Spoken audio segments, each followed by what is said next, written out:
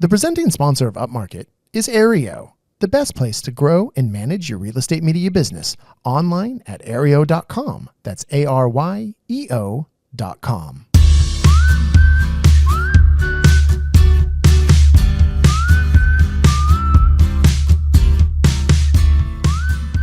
Coming to you from the Upmarket Suite at the Palms Casino and Resort in fabulous Las Vegas, Nevada. This is Upmarket, a podcast about the business of real estate photography and media. My name is Reed Fish. I am the CEO and co-founder of Upmarket Media. And Mark Corcoran, I don't know, he was just here and he left. He said he had to, we didn't have enough alcohol in the suite, which I find actually hard to believe. I think he had to go get alcohol from a different bar or food or something. I don't know. He left, so I'm left here by my lonesome. I do have a guest, but we'll get to that in just a moment. But we are here at PMRE and we are doing a few episodes of, some sit downs with some interesting people in the real estate media business. And we are kind of calling this in our Road to PMRE episodes in that bucket. And of course, that bucket is brought to you by iGUIDE. iGUIDE, what a wonderful company. We've been partnering with them on our PMRE episodes. So if you want to check them out, please do go to goiguide.com. Check them out. Thank you to iGUIDE. We're having a fabulous time here in Las Vegas with you all, and everyone out there, definitely check out iGUIDE. We're so thankful for their support. And we have with us a man I don't actually know. A secret guy named Brandon Cooper kind of vouched for this guy. So if he sucks, it's Brandon's fault. Oliver Ward of Oliwood Films in Muskoka. Muskoka. Muskoka, Ontario. Muskoka, Ontario. Canada, where good Canadians go to die, or good Canadians go to die. I don't know. Something. I say it's where Canadians, if you're really good when you die, that's where you go because it's the most beautiful part of Canada. Okay. Yeah. All right. I'm going to take your word for it, and maybe I'm not going to Google it afterwards. So Oliver, you have a real estate media business up there. That's right. Yeah. Okay. But also, you logically, you also have a real estate media business in Costa Rica. Logically, yeah. Yeah. Right. You seem like a very logical fellow. Can you tell me about that? I can. Real simple. I mean, so my wife and I, we were married 12 years ago. We honeymooned in Costa Rica. We fell in love with it. Canada is very cold. We get snow I've heard. that buries your car in the winter. The real estate media dives, or the market dives, right now actually, and then it doesn't really come back until May. So we always go down to Costa Rica. But as a business owner, it does seem fancy. And as a business owner, I mean, I don't know what it's like in your market, but you're kind of just set adrift financially until May when things pick up again. Mm-hmm. Yeah, I mean, our slow season is a little shorter than that, but yeah. I mean, it's now, so we're recording this mid-November.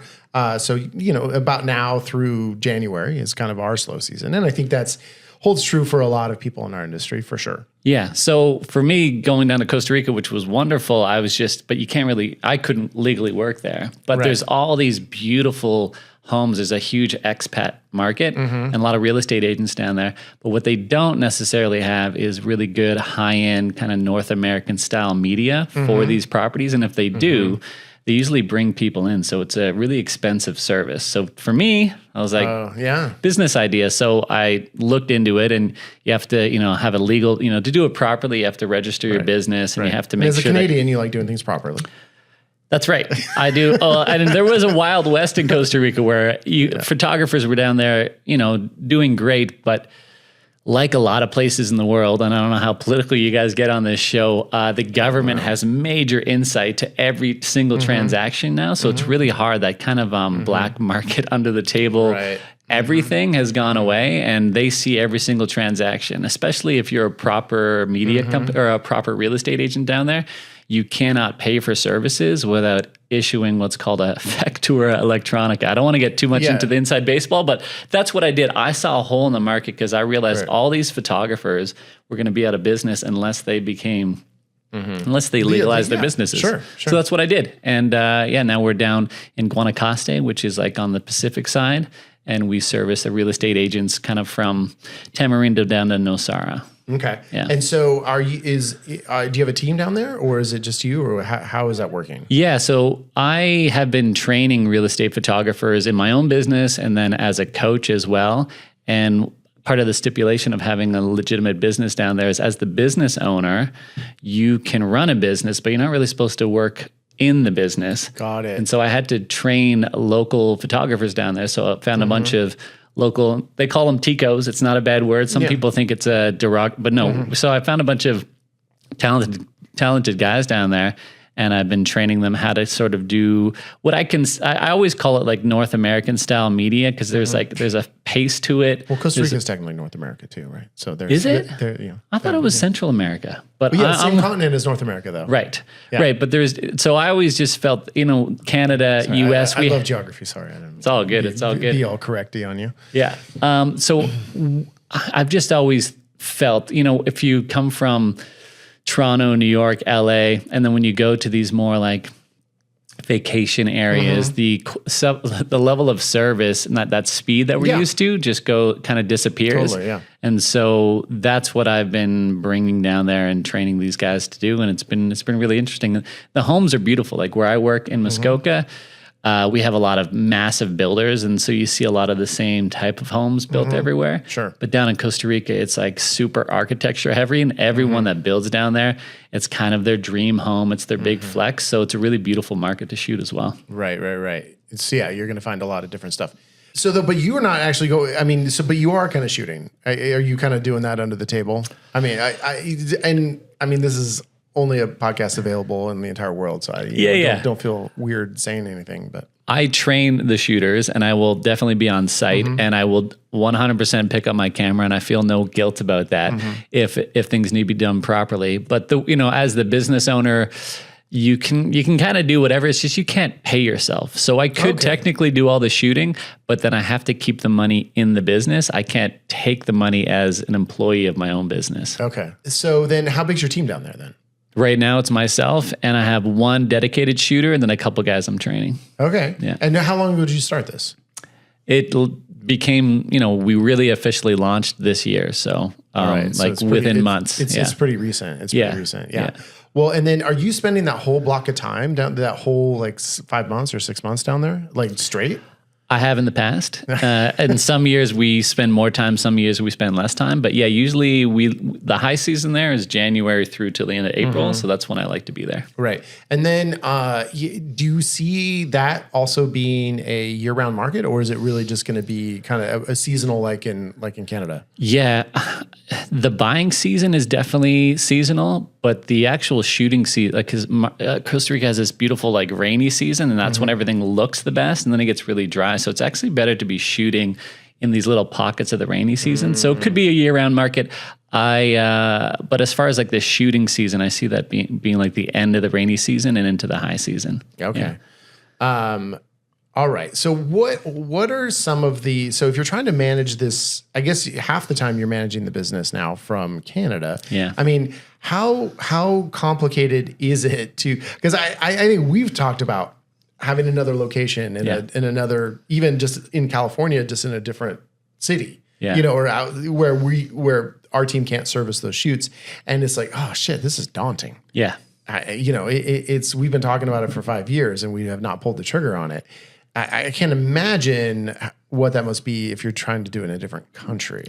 Yeah. So because I've been coaching this for a few years. Coaching just general real estate photography business or real estate media business. That's right. Yeah. So you can find me at Oliwood Films. I've also run some ads, and it's sort of like the Eli Jones model, if I'm allowed saying his name. He was on the show. Okay. You're free to blaspheme him as well.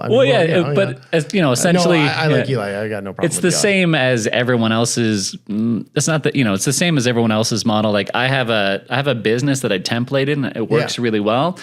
And then I started. I had other photographers. I came from film and TV, and as I've gotten older, a lot of my buddies, we started getting out of film and TV because it's so project heavy. Yeah. Got kids. I got it. I know. Yeah. And so we were all looking for other businesses, and I did weddings for a while, and then I got into real estate photography, and then all of a sudden I was making good money, had my weekends, could see my kids. And some of my buddies were like, "How are you doing this? What's the what is this business model?" So that was phase one. I started trying to template what is it that I do, and what are all the SOPs. And I got really nerdy about it, and I broke it all down. Once I had that, I I taught a few of my buddies how to run the business. And that's when I sort of had that aha moment, like, oh, I could template this and teach anyone who's talented with a camera how to do this. But the business side is always where I think people fall apart. And it's the workflows. And so having been a coach for quite a few years now and trying to like teach people what it is and how to be efficient when you're really, really busy has forced me to make really good standard operating procedures. So I think anyone that wants to expand or go to a new market, record everything that you do. Break it down and explain it to someone who has no idea what it is. And if they understand what you said, then you have a good business model to export to another location. Well, yeah, we're actually in the process of doing that because we had kind of this aha moment recently where we hired a virtual assistant to help with admin. So we have Chelsea, who's our full-time admin, who everyone on the show knows.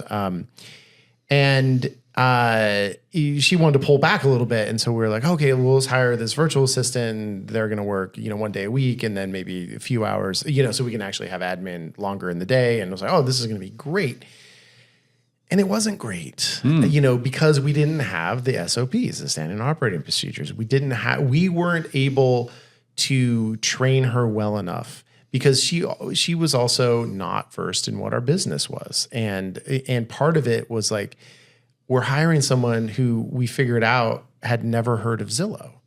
And you're just like, oh, I don't find that as a personal failing. Congratulations. Fucking, right. that you have not heard of Zillow, but you kind of need to know what Zillow is if you're working admin in our business. So when you're like, oh, and part of that is maybe we hired the wrong person, but part of it is we didn't have the education in place for if we hired someone who was a great candidate, we could teach them all this stuff, but we didn't think to teach them that. And, and so now we're like, okay, let's do all these, SOPs. We're going to record them in Loom and we're going to, throw it into ChatGPT and figure out, just get all the learning tools down. And then, hopefully we're going to be able to have our next virtual assistant actually succeed. And so I think, and it's going to help our business too, because it does put us in a position to be able to replicate what we're doing somewhere else. And I think we just weren't fully prepared on that. Like I felt like I could start a new business somewhere else on charisma. Yeah. 100%. Yeah. And I maybe I could, but I just don't know if it'd be successful. Yeah, I think that's such a common problem when you're the everything, the doer, the problem solver. And then the other part I also see a lot of people slip up with is that when you're starting these type of businesses and you're getting real estate agents as clients, they all have their own little things that they want from you. Yeah. And that's okay. And in a funny way, I feel like they need to feel like they're getting this custom thing. Yes, but as it comes through your pipeline, it's still all templated for us on our end. So there can be small things that make it feel custom. The customer service can be great. And I think that's where a lot of people fall apart, is that they try to be something different for every different client. And you can't make a system like that. That's not a pipeline. No. And then I've had similar problems. I find hiring is the most difficult part of this business. If you find someone really, really good luck holding on to them, because they're going to start figuring everything out, making it more efficient, and then they're going to become your competitor. Yeah. Or you find someone who's just going to do the bare minimum, and unless you have really, really good instructions on how to do the business, they won't go that extra mile. I find I love talking to people about that and seeing what they've done in the past. So for you guys, you're going to record everything, and you're going through the hiring process again. Yeah. Where did you hire your VA? On Indeed. Indeed. Yeah, I mean, we talked to some different, placement services. Yeah. And it was like, it'd be expensive. It was like $7,000 or something. And we were like, well, let's take a stab. Let's just throw it out on Indeed. We've had success doing that in the States, and we'll just see what we get. And then hey, this person, they seem pretty good. And so we, okay, your English is, seems good enough. I mean, she ticked a lot of boxes, but I think it just wasn't as thorough as maybe those agents that vet the VAs a little bit more would have been, And of course, trying to cheap out and not spend the $7,000, you end up costing yourself, however much time. But I also think it was a good mistake because it's going to put us in a better place for down the road. 100%. What were you having the VA do, if I may ask?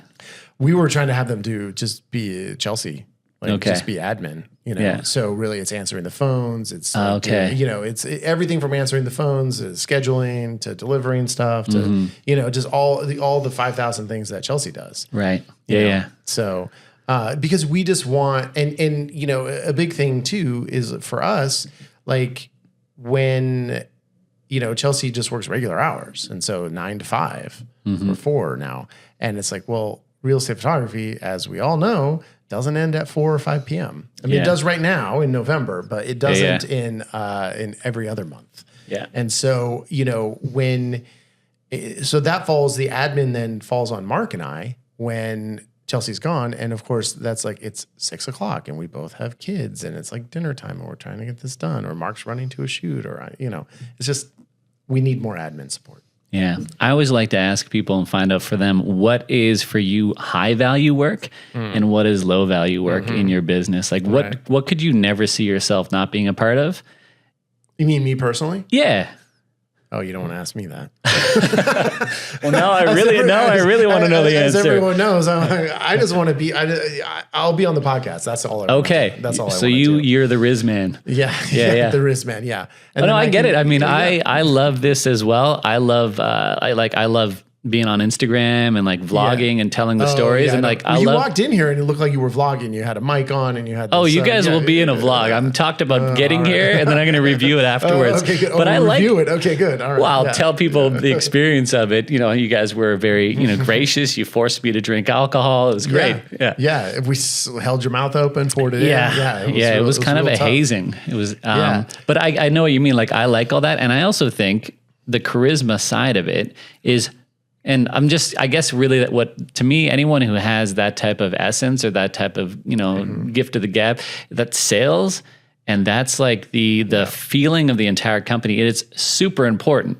And I think for people who are in that position, it's really hard to value that alone. It always feels like it has to be more that you have to do, but that really is, at the end of the day, the one thing you can't teach. Yeah. And that's the thing, is what we realized pretty quickly, because the backstory for any new listeners and for you who may not know is, Mark and I, my business partner, we had separate businesses. We were our biggest competitors. And then 5 years ago, we decided to merge our businesses together. Okay.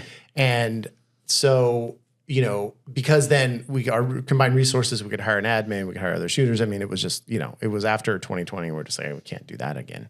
That was just going to kill us. And I think not too far into it, I think we just kind of realized, or I realized, that I was a liability out shooting because I just did not enjoy it. And I was getting surly, and, it was like, and real estate agents, as you may know this, many of them are very dumb. And I just was, that just wore on me for a while. And so I couldn't, I couldn't deal with it anymore. And so I pulled back, and I also, but part of that was realizing that I could bring value beyond pressing the shutter. Yeah. And that the reason, and I think it's true with Mark, and I think he has the same thing, but in a very different way than I do. It's like we were able to grow our businesses because, we were reliable, but partly because realtors liked us and wanted us and felt okay putting us in front of their clients. And then we could also schmooze them and, all those things. That's how we grew our business. It wasn't because we took amazing photos. I mean, it didn't hurt. Yeah. But, it's not, because it's, and I've saying for a long time, it's really like we can spend all this time trying to take the most beautiful photos of all time, but it doesn't. Like, did you get it to their agent quickly? Were you nice? Did you have good customer service? Did their client feel taken care of? Yeah. Those are all the things that actually matter. Yeah. And the quality, and especially now with, the way, AI or human editing, both have made it so easy to be able to produce good looking photos. It's like, that's not the differentiator anymore, I think. And so it's all those intangibles. So if you have someone on your team or as an owner where you can bring those intangibles, you can bring that Riz, then that's what you need to lean into, because that's going to grow the business. And so you should be out there like schmoozing, and and I think that's much more effective than me out there shooting. The first few hires I did, I found really, really good photographers, like technically amazing. Yeah. And then the agents, they called me. I remember 2 of these phone calls, and they said, and the photos looked amazing, and they said, "Hey, I don't like that guy." Yeah. And I'm like, "Oh," and then I always like to talk to agents, even if it's bad news. Yeah. I don't want to get off the phone. I want to know more. And what they said, they're like, "Listen, it's a big listing. It's worth a lot of money." They come in, and it's not about the photos. It's about how they make my client feel, because they're representing me. And, that was a light bulb moment for me. I didn't realize how important that was, to walk into the house and just make everyone feel really comfortable. They're assuming, and this is what I tell my shooters, like, we expect you to be good. Like, we expect the photos and the videos to be good. Like, everyone expects that. Yeah. What is the extra is like, how do you make everyone feel? How did the transaction go? And that is so important. And I think a lot of people, when they get into the business, they're so into their cameras, and they forget that really doesn't matter. And then if you mess up, but you've been kind and fun to be around, they don't care. No. Go back, shoot it. I don't care. It doesn't even matter. You don't have to tell them what happened. No. That's such a good point. Well, and I think it's evolved, and then I think Mark and I we'll take a little credit for creating a culture in our company where now it's like in the last year, really, the vibe has really changed in our company and how we present, because and it was really actually a year ago where we kind of unleashed Nikki, who you'll meet, Oliver. You haven't met yet. She's here. She was one of our shooters, and she was like really, she'd been with us, I don't know, a year and a half, 2 years at that point. But she was like really into it. Like, she was really enjoying the job, and like, oh, I love shooting houses. And she was always wanting to get extra creative, and it's like just your dream employee. And not that our other employees are not our dream employees too, but she just had a big interest in it. And so we decided she was like, really, well, I kind of want to go to PMRE. And it was like, okay, I think this would be a great kind of reward for you, and come on out. And then we're like, oh, why don't you take over our Instagram while we're here? And then Nikki and her husband and everyone, she was the hit of PMRE, and everyone loved it. And she had, I think, been already starting to do some, Instagram stuff, some reels and stuff on her own account related to the real estate photography. And then we're like, here's the keys to our account. Just go in and create content.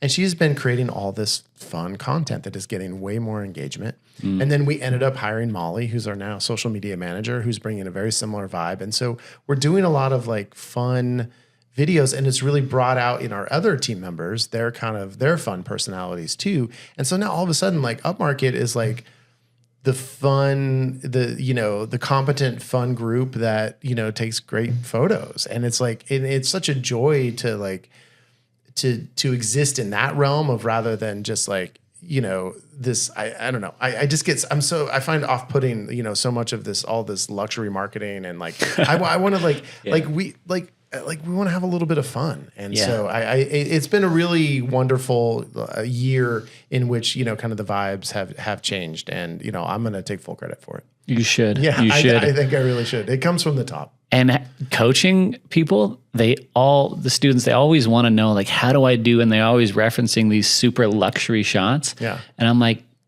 you can learn that if you want, but get it out of your head, because that is all, like, that's such a small part of the market. Yeah. And that's a very heavy load of it. Like, to learn that skill is going to take you a while. And there is 1,000 other things I'd recommend you doing. Yeah. One, being the social media person that the agents aspire to be, but you guys making that fun content for every agent in your region who is at home at night being like, I just wish I could make cooler content. And then they see your stuff.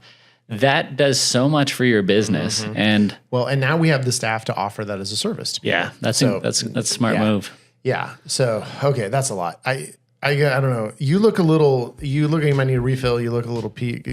I think we need to take a break. Okay. So we're gonna take a break. We're gonna do our social media sidebar. Yeah. We're gonna come back. We're gonna talk a bit more with Oliver, and then this guy he's got the hybrid Costa Rican Canadian action item that he's gonna drop on us at the end. You got it. I'm excited about that.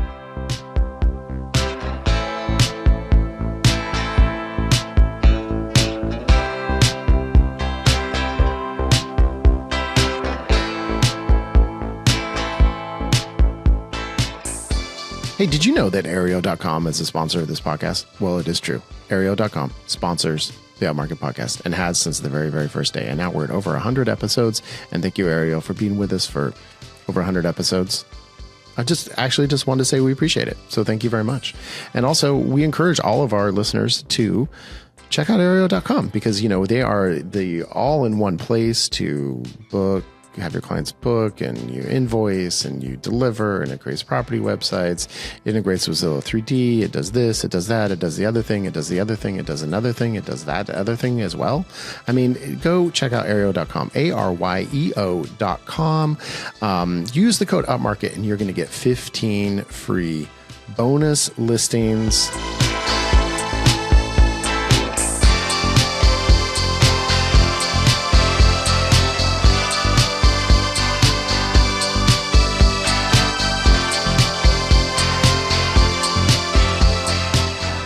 Recently stayed in a hotel. I was up there in that hotel room and I thought, man, I could use a floor plan. You know, sometimes you just like, it's kind of like an addiction. Sometimes you're just like sitting there and all of a sudden you just start jonesing, you know, you just start like shaking, like you know, you don't want to go back to that well, but you do, you know it might be bad for you. So you just got to do what you got to do. And so I whipped out my phone, opened up that second floor app, and I made myself a freaking floor plan. And you know what? My need was satiated virtually instantly because I walked through that hotel room and I just, tap the button and boom, instant floor plan. I knew the square footage of that room. I knew where all the fixtures were. I knew where the window was, the door, those were all on the floor plan and it was instant.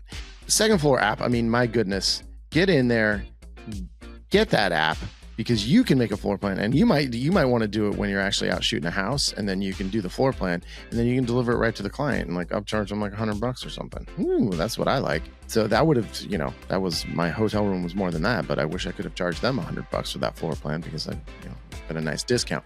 But if you want to get in on this action, go to secondfloorapp.com. That second floor app, all spelled out.com/upmarket. And you are going to get a free month of service. And you can, that's like 30 days of service. So you can stay in 30 different hotel rooms over that 30 days and have 30 different floor plans all instantly. secondfloorapp.com/upmarket.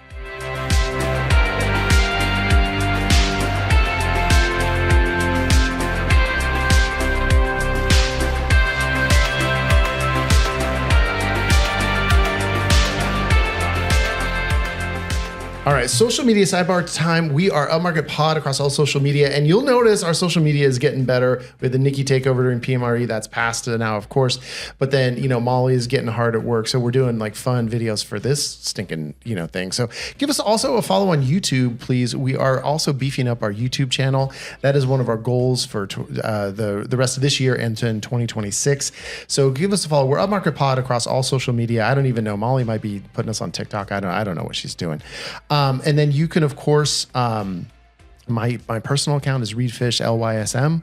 And then, please check out my other podcast. I love you so much. We are ILYSM Pod on Instagram. And also please give that a shout out and follow on Instagram as well. Oliver, Oliwood, where do we find you on social media? Yeah, both Instagram and TikTok, Oliwood Films. And that is it. I'm not yet on YouTube. I've stayed away. Too many fronts for me. As a one-man wrecking crew. Right. Yeah. There's too much revenue potential on YouTube. You don't want any of that. Everyone I've the coaches they're all telling me get on YouTube immediately, and that is the plan, but just not yet. Yeah. Okay. Yeah. No, it's hard. You make the videos, and then you just one more place you upload them. I understand. You sound like my coaches. They give me the same hard time. Wait, you're a coach, but then you have coaches. Oh, you're the therapist who has a therapist. 100%. And I think if you don't have a coach for whatever it is that you're trying to get after, it's just the ultimate cheat code because it gets you there so much faster and it holds you accountable because it's so easy. I think just to get in your own head or procrastinate. So I highly recommend coaches. My therapist, or I had a therapist on my other show, and she said, if your therapist hasn't done therapy or does not have a therapist, red flag. Don't 100%. Don't have them. Yeah.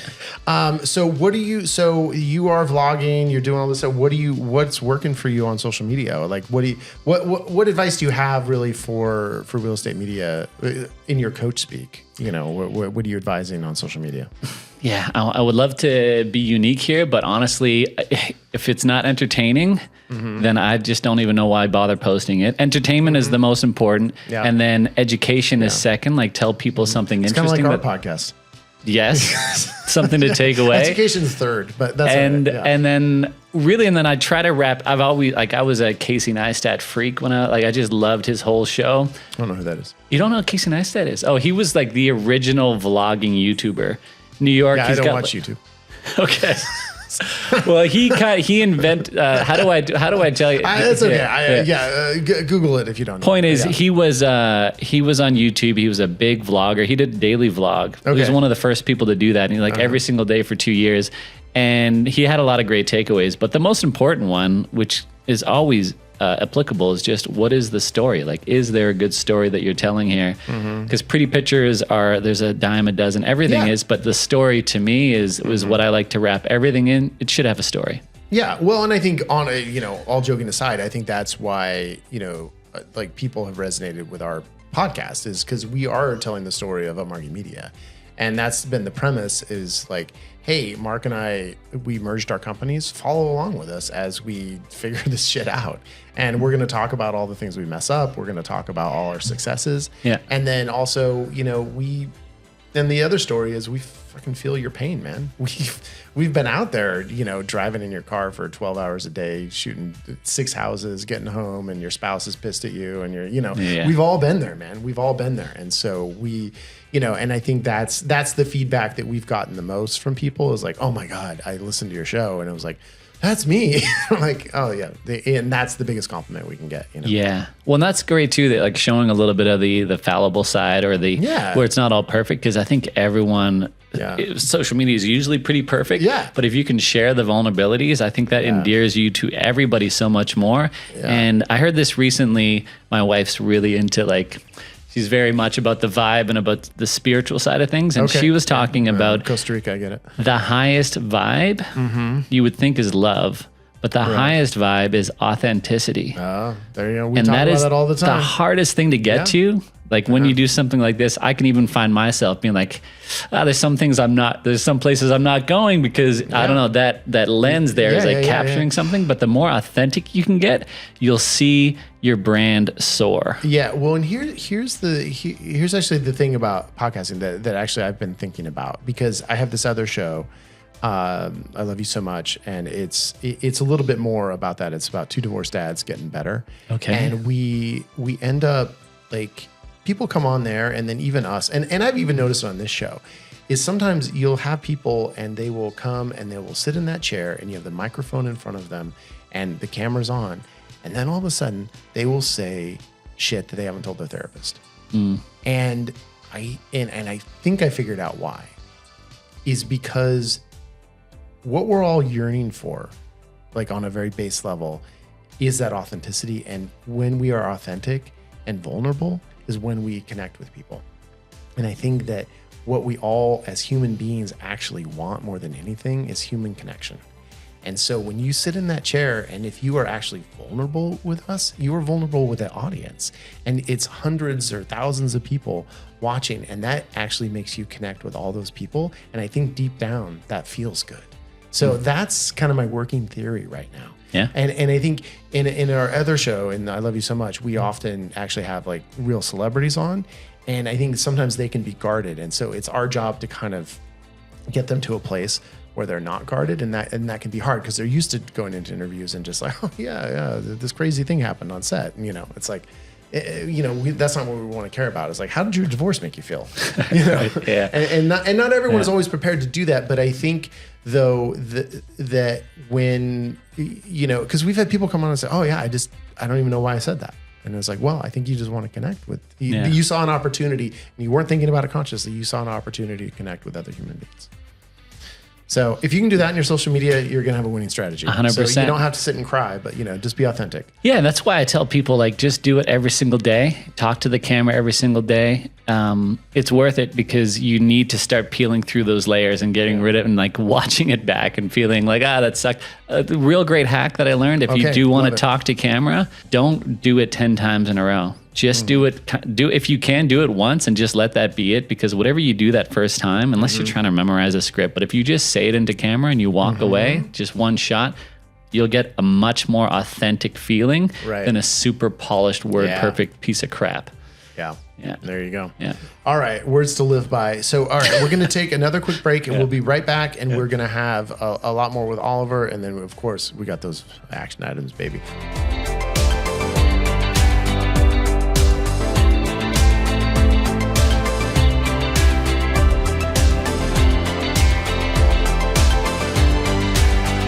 Hey, I've got Skylar from iGUIDE here. Skylar, hey, many of our listeners are looking to grow their business. Can they do that with iGUIDE? Let's be honest. 100%. That's what we're in the business of doing. We've been at it for over 10 years, Reed. I knew the answer. I was just setting you up. Jeez. I'll take it all day. No, something that separates, I would say, iGUIDE from some of the others when you're looking at a 3D tour or floor plan provider is the capture speed of our camera. You can get through a 3,000 square foot home in about 15 minutes. So what's that mean to love that. A photographer is doing more shoots in a day? And then in terms of delivery of our floor plans, virtual tour back to you, depending on what you pick, can be as quick as minutes and sent back your way. But typical turnaround is about 4 to 6 hours. That's super quick. So pride ourselves on the fast, accurate both capture and delivery of our output. I mean, so many ways to grow your business. I mean, we, like working with architects. I mean, you've got your CAD drawings, you've got, all this. I mean, basically anything you can dream of, like you can kind of try to upsell to your clients and expand your client base, because it's not just for residential real estate or commercial real estate. There's other applications, of course, as well. So go to goiguide.com and check out all the latest with iGUIDE. Also give them a follow on Instagram. Go_iGUIDE.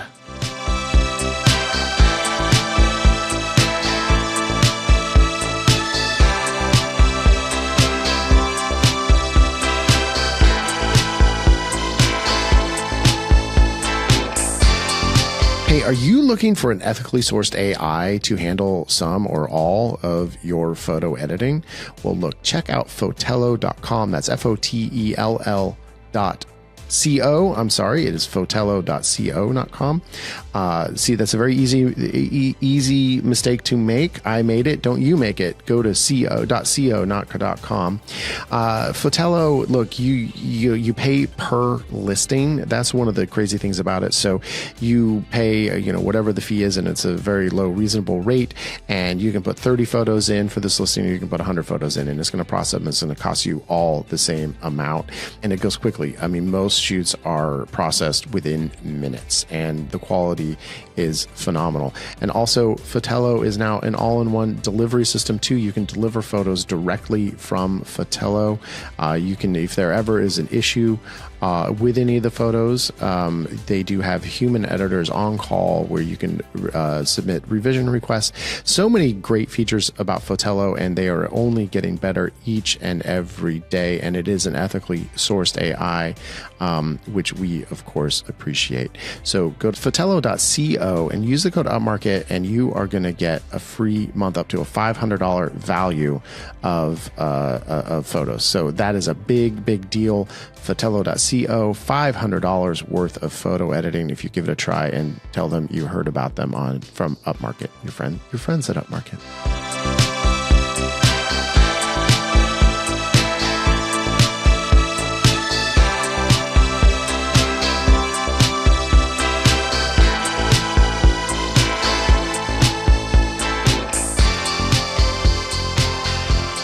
Okay, Oliver Ward, let's talk some more. So you're doing coaching, and this is still, we find this at oliwoodfilms.com as well. Yeah, Oliwood Films. I'm sorry, I apologize. Yeah. It's okay. Yeah, Oliwood Films on Instagram. You can find it there. That's probably the easiest way to get everything. Okay, cool. Yeah. Now, who are you finding?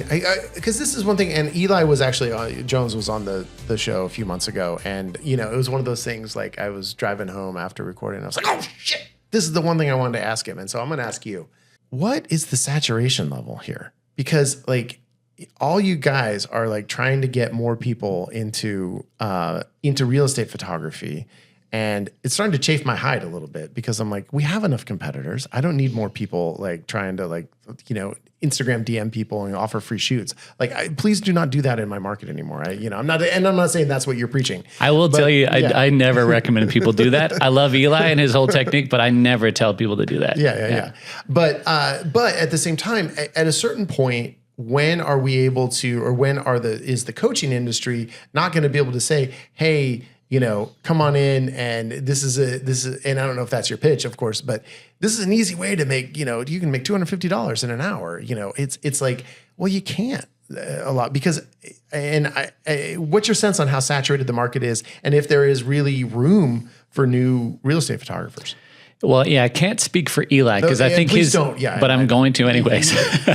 Actually, yes, please do. Yeah. This is my favorite thing. Well, so it's funny for me because I have a much smaller market than he does. Right.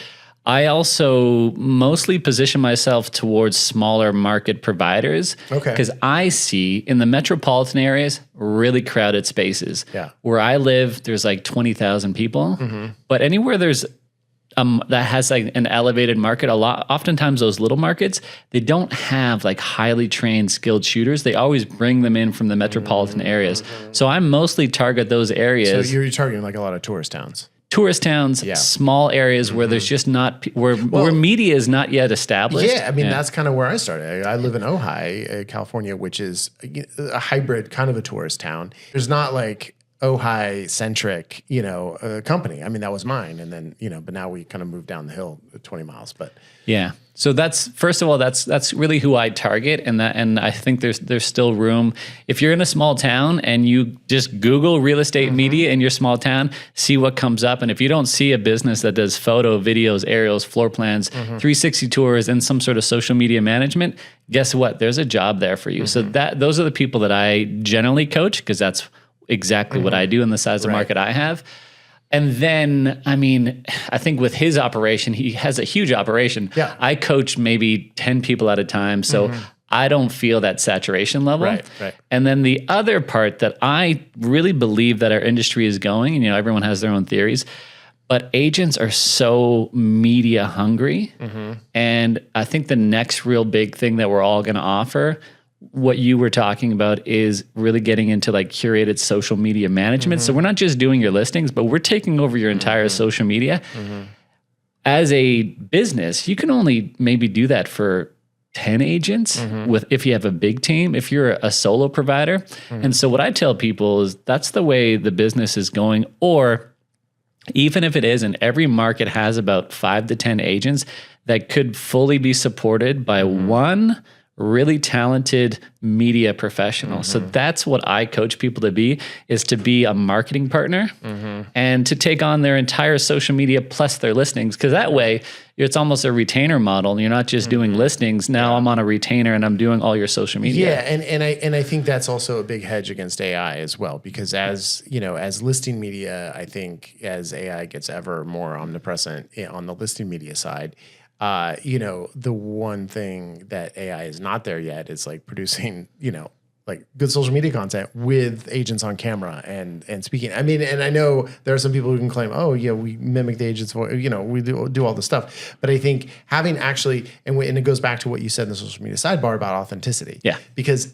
that's not authentic. And so anything that's AI generated that's going to feature the agent and stuff, it might look flashy. It might be, fun. It's not funny. There's nothing funny in AI, but it's going to reek of being fake. And I think ultimately there will be a backlash against that if there's not already.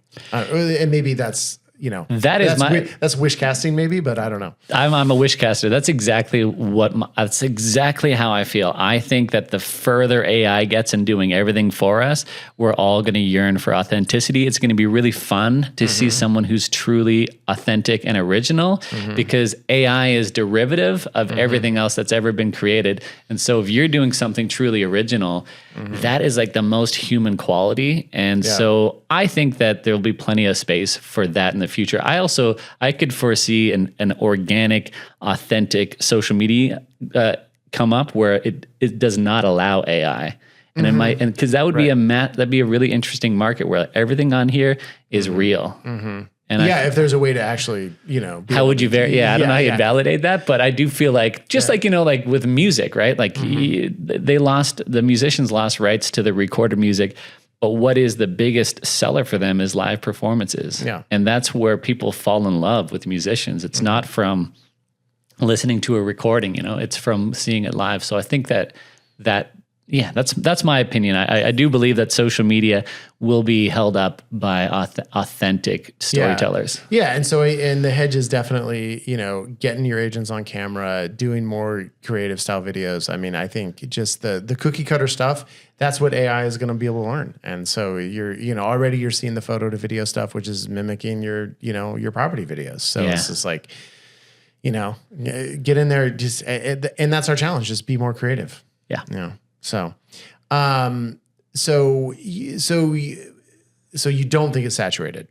I don't think it's saturated for being a marketing partner. I think if you just want to learn how to do real estate photography, good luck. Best idea is probably to go work for an established company. But if you want to if you want to get into a market just doing photography, I think it's gone. That's my opinion. Okay. Yeah. No, I think so. Yeah. Yeah.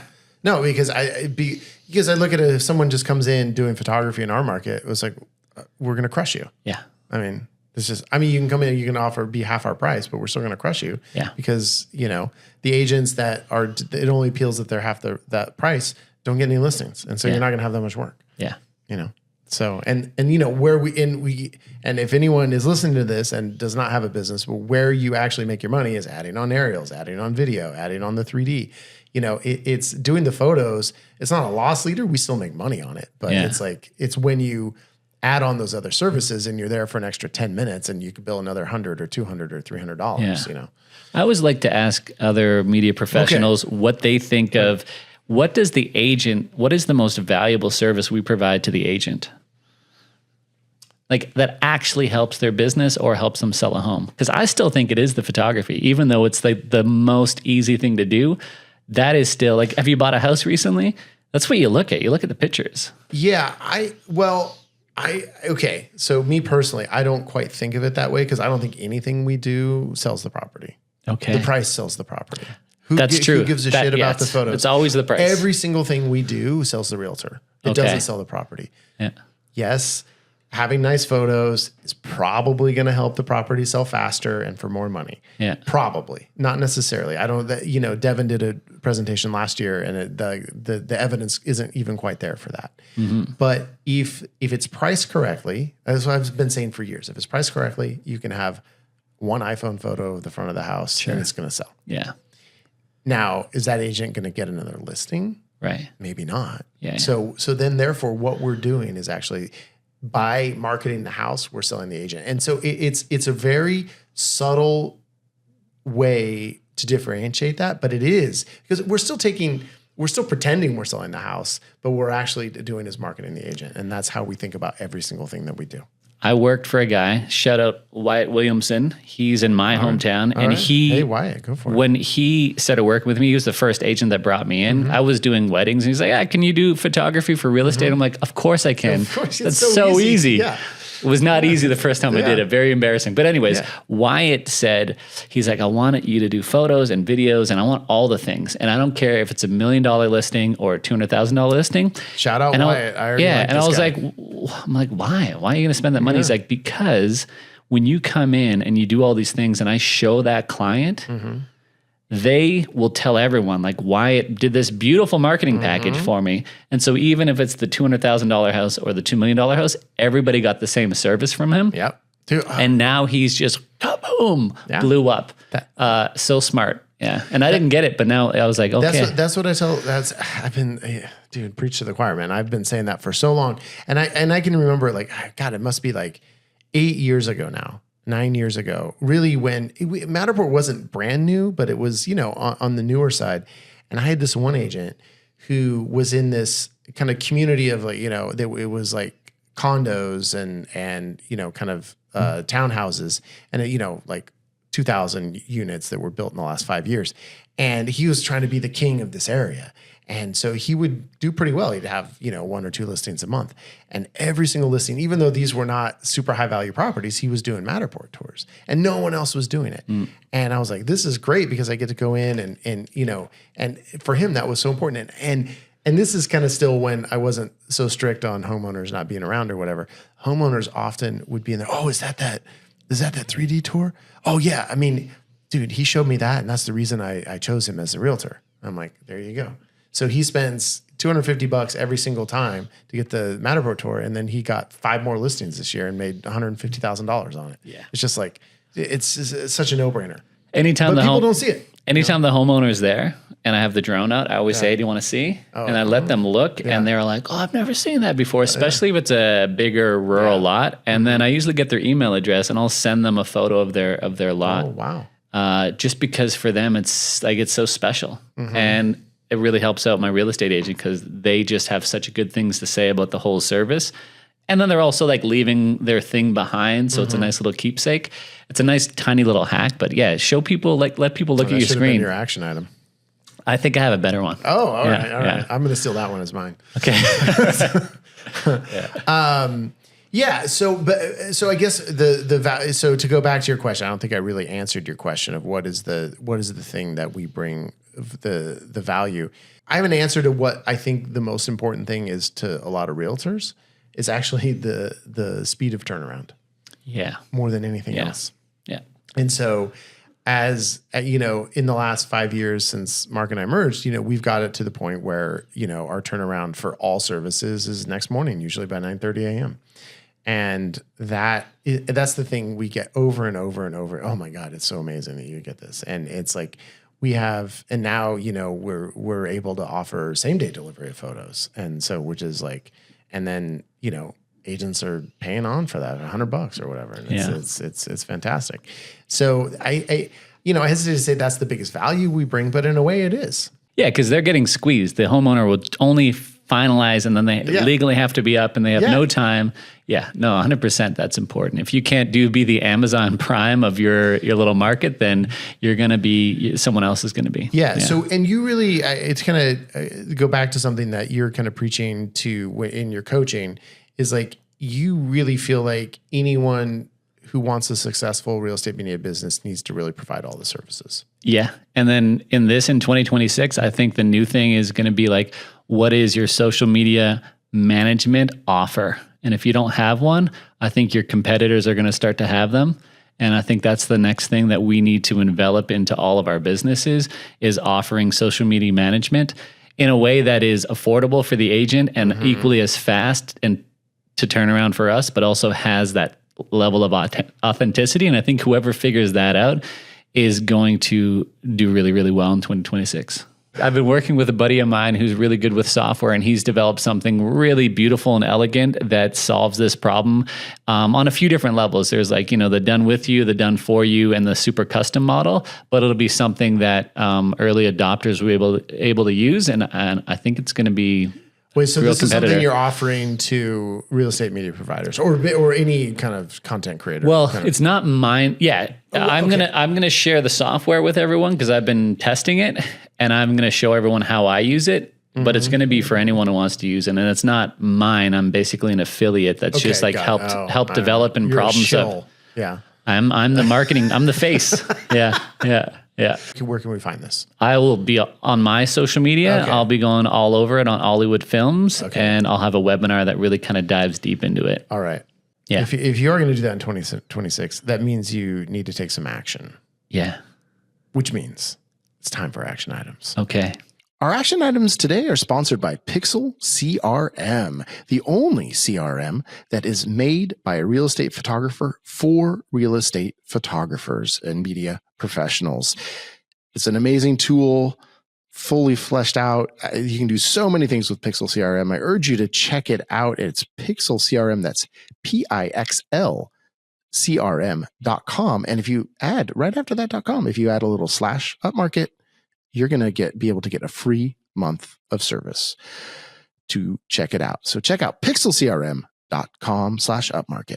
I'm going to go first because I feel like mine's really great, of course, but also a little weak. But it struck me as we were talking, and often my action items are recycled something from what we've said earlier in the show, because I've done 105 episodes of this show, and I've had a lot of action items I've done, so it's a little hard to come up with them. I just want to challenge everyone to post an authentic moment on their social media, an authentic moment with you on camera, on social media. And I think it's okay if you get a little vulnerable too. Like, I don't think you have to cry. You don't have to like anything like that. But I think if you can be vulnerable about something and authentic about something, that is going to, I think, draw a little bit extra engagement and draw a little bit more, camaraderie with your audience. I'm going to not piggyback, but going to, what I would love people to do is have an authentic moment with their real estate agents. Oh, and not in the way you're thinking. Yeah. But I always, there's only one or two that I would want to have that authentic. Yeah. No, I always tell people, because you get in there, you got your cameras, you're doing all your things, but the pre or the post, and don't be chatty, but a chit chat, like a little conversation with your agent, like, hey, how's it going? Just anything at all. And normally there's a little share that happens there. Okay. Those little moments on every job or every time you interact with your agent that's not business related is what endears your business and their business together. And that's what gives you loyalty. That gives you longevity with that client, and also gives you room when you have a little mistake, because now they understand you on a human level. Right. So it's not a business to business transaction. Mm-hmm. They'll still stab you in the back, though. Trust me. There are realtors. So? Yeah, absolutely. Yeah, I guess I got this Canadian market where we're like super nice and loyal. I haven't experienced that backstabbing. Oh, well, there you go. Yeah, good for you. Well, but I do think that those little micro chit chats that you have, if you're not just about speed, I got to go, see you later. Yeah. That kind of small town mentality where everyone, when you say, hey, how you doing? Someone says, oh, and then they actually tell you. Yeah. I do think that stuff matters. Yeah. And I think a lot of people overlook that. No, absolutely. And I think the more you can have those kind of relationships, the more they actually won't stab you in the back. But, but not every realtor is, a moral person. But I think you can, I tell people, and then it's the same thing when you deliver, always ask, like, how did it go? Is there anything, ask for that, that feedback. Our CRM does that a little bit. Yeah. Thumbs up. But I think it's so important. I think people just deliver, they get paid, they move on. But I love doing that. Yes, me too. But for that, because agents are essentially reoccurring business. It's almost like a retained business without a contract. Yeah. And I think to minimize the backstabbing or the moving on is actually connecting with them. Yeah, that matters. I think that matters. It does. I just wish I liked most agents more. All right. Well, Oliver, I do like you. Thank you very much for being on the show, taking some time out of this busy week in Las Vegas. And of course, thank you to our, producing here in Las Vegas, Molly, and then Chelsea producing at home.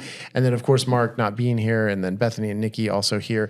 And then thank you mostly, of course, to our audience. Thank you so much for being with us. We appreciate you. So happy to be here in Las Vegas with so many of our listeners, giving hugs, handshakes, and it's so much fun for all of us. And thank you so much. And we have so much great stuff in store for 2026. We're just getting started here at Upmarket Pod. So thank you for listening once again, Oliver. Appreciate it. Thank you. All right.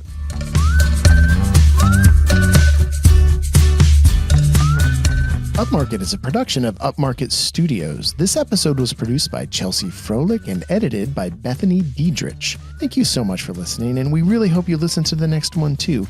In the meantime, our wish for you is to not have to shoot any Friday night Twilight shoots. Thank you for everything.